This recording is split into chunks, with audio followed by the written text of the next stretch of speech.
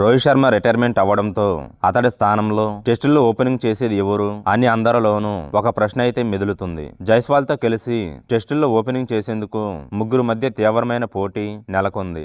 వీడియోను చూసే ముందు చిన్న రిక్వెస్ట్ అండి, వీడియోను లైక్ చేసి మీ సపోర్ట్ ని తెలియజేయండి. మొదటిసారి మన ఛానల్ ను చూస్తున్నట్లయితే సబ్స్క్రైబ్ చేసుకుని పక్కనే ఉన్న బెల్ ఐకాన్ ని ఆన్ చేసుకోండి. ఇంగ్లాండ్ పర్యటన కోసం టీమిండియా అభిమానులు ఆసక్తికరంగా ఎదురు చూస్తున్నారు.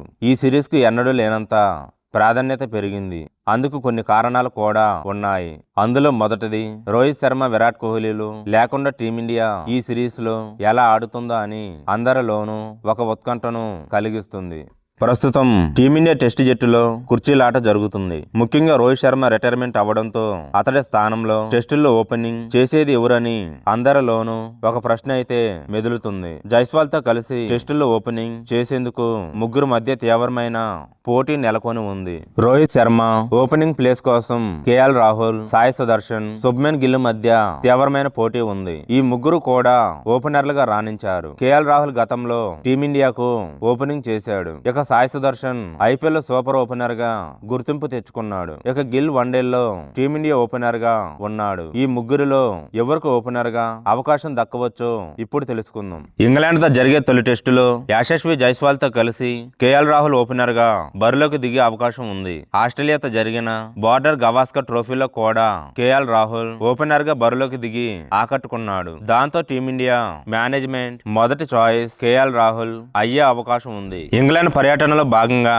జరిగే మొదటి 2 టెస్టుల్లో కేఎల్ రాహుల్ దారుణంగా విఫలం అయితే మాత్రం సాయి సుదర్శన్ కు తుది జట్టులో చోటు దక్కే అవకాశం ఉంది. ఐపీఎల్ లో నిలకడైన ఆట తీరుతో టీమిండియాకు ఎంపికైన సాయి సుదర్శన్ ఓపెనర్ గా పంపితే అద్భుత ఫలితాలను చూసే అవకాశం ఉంది. కేఎల్ రాహుల్ ను మిడిల్ ఆర్డర్ లోనే ఆడించి సాయి సుదర్శన్ ను తొలి టెస్టు నుంచే జైస్వాల్ తో కలిసి ఓపెనింగ్ చేయిస్తే మంచిదనే అభిప్రాయాలు వ్యక్తమవుతున్నాయి.